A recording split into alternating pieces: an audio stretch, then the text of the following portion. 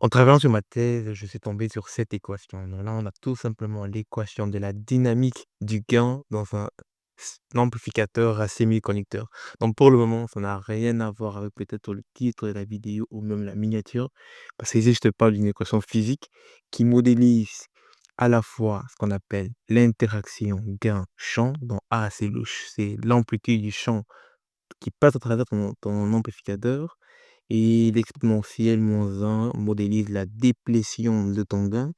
Et ici, on a tout simplement le gain transparent qui modélise l'accroissement de ton cap. Donc, rien à voir avec les maths, mais on a une équation différentielle non linéaire en plus, parce qu'on a exponentielle de la fonction que je recherche.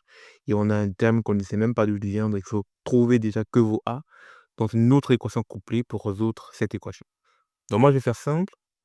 Parce qu'en travaillant durant ma thèse, je me suis rendu compte que dans certains cas, je peux avoir ce terme-ci qui tendait vers 0. Donc dans certains cas, j'avais l'amplitude du champ qui était nulle dans un intervalle de temps précis. Ce qui fait que tout ce terme-ci tombe à l'eau. Donc si ce terme tombe à l'eau, c'était super pour moi.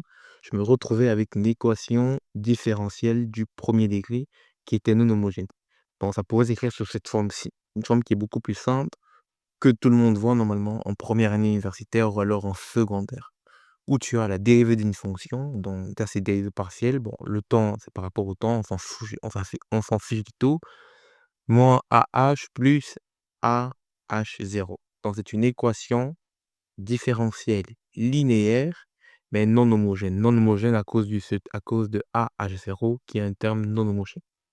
Comment est-ce qu'on peut résoudre ce type d'équation? Donc, en travaillant sur mon mémoire, et j'avais complètement oublié comment on résout ce type d'équation, je suis rentré dans mon syllabus de première année. Bon, je savais très bien que OK, c'était une histoire de solution homogène plus solution inhomogène. Donc, c'est dit, première approche, je trouve la solution homogène. Donc, je résous H' qui vaut moins H fois H.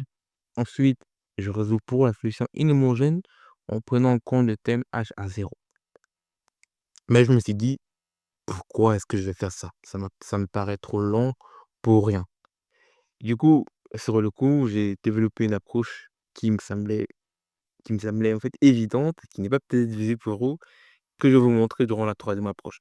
La deuxième approche, qui est en fait visible, ne demande pas tant d'efforts que ça, c'est de penser à la méthode des séparations des variables. Au début, j'ai pensé à ça, mais je ne pensais pas que c'était évident. Pourtant, elle est très bien évidente, la méthode de séparation des variables.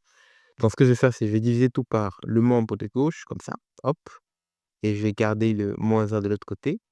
Et de le membre de gauche, je vais intégrer par rapport à h. OK, petite précision, si mes bornes d'intégration, c'est de 0 à h, mes variables doivent être peut-être des h'. Donc, doivent être un peu différents de mes bornes d'intégration. Ça, c'est pour les plus matheux. Et si j'intègre de 0 à t, donc en disant que là, c'est un t'. OK. J'aurais juste pu aussi ne pas mettre de borne et juste placer une constante et retrouver la constante avec les conditions initiales. Mais bon, si tu as une équation différentielle du premier degré, tu peux directement placer les bornes d'intégration plutôt que de retrouver la condition initiale en mettant une constante d'intégration. Voilà. Et du coup, si j'intègre cette histoire, bon, c'est juste ln de la fonction basique, valeur initiale divisée par valeur finale divisée par valeur initiale, qui vaut moins a fois t. Donc, une intégration assez simple. Je J'enlève le ln en prenant l'exponentielle. Je multiplie tout par moins h et je renvoie le moins h de l'autre côté, je factorise. Donc, assez simple. En deux trois clics, j'avais une belle solution que je pouvais analyser pour mon équation de base. Donc ici, le A, c'est tout simplement 1 sur taux C et taux sur 1 sur taux C représentait le temps de recombinaison. Donc ici, on fait de l'engineering, on fait de l'ingénierie. Quand tu fais de l'ingénierie, tu dois être prêt à affronter des problèmes mathématiques, à bien poser des conditions et peut-être à modifier des équations pour donner du sens à ce que tu fais. Donc moi, ça m'a beaucoup aidé durant... J'ai pas terminé mon mémoire, mais ça m'a beaucoup aidé pour avancer. Parce qu'au début, je devais intégrer ça numériquement. C'était très lourd de faire une intégration numérique. Donc, c'était un peu malin pour moi de d'abord traiter un peu un cas basique, voir ce que ça donne sans compliquer la chose et voir un peu la solution. Mais donc, du coup, la troisième approche, c'est que moi j'ai appliqué, ce que je trouvais assez innovant, c'était troisième approche. En fait, j'aurais pu multiplier tout par exponentielle de AT. Pourquoi est-ce que je fais ça? Parce que si je multiplie tout par exponentielle de AT, je vais me rendre compte que Si je mets ça dans le membre de gauche, comme ça, je vais me rendre compte que j'ai exponentielle de AT dHdt plus AH exponentielle de AT et ça, c'est équivalent à faire la dérivée de exponentielle de AT fois H. Donc c'est une dérivée d'un produit et du coup ça, en fait, ce terme qu'il y a ici, tout ça vient de la dérivée de ce produit-ci. Je me suis dit: «Mais pourquoi est-ce qu'on m'a pas jamais montré ça comme ça? C'est super pratique de faire ça». Parce que si j'ai ça, j'intègre une seule fois, pof, comme ça, je sais l'intégrale de d quelque chose, c'est la fonction en elle-même et de l'autre côté, bon, bien sûr, j'ai les bornes d'intégration. J'intègre de h de t0 donc h quand t est égal à 0, donc c'est 2 bornes en même temps qui vont s'appliquer et h quand t égale t, dans le t que je autant t et ça me donne un truc comme ça. Ici, tu vois que borne initiale, c'est ça et quand t vaut 0, tu as exponentielle de 0, ça fait 1 donc tu as un truc comme ça. Tu peux vérifier les calculs après. J'ai vérifié, c'est bien l'équation que j'ai utilisée et je divise tout par exponentielle de AT et je trouve exactement la même solution. Donc d'un côté, tu peux te dire que OK, oui, ça, c'est beaucoup plus simple. Là, c'est 1, 2, 3, 4 étapes. Ici, c'est peut-être un truc de 5 étapes, un truc comme ça et déjà, il faut penser à mettre l'exponentielle. Mais attention, ça peut se généraliser.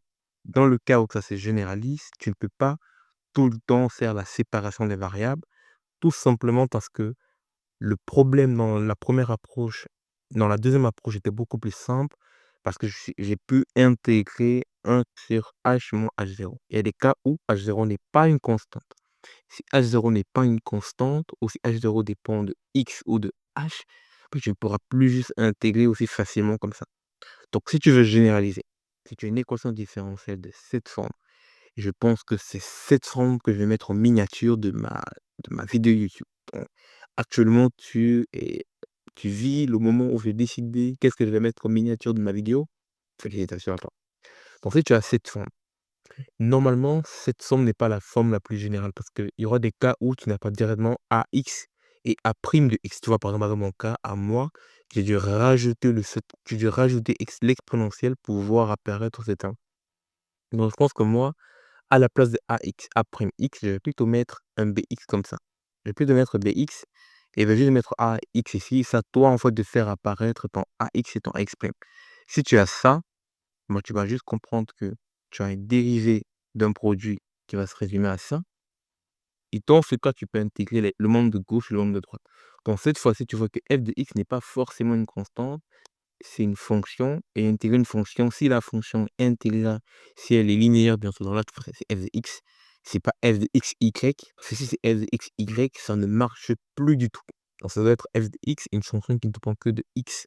Par exemple, dans mon cas de base, avec mon exponentiel gigantesque et tout ça, ça pouvait pas marcher parce que j'avais exponentielle de h.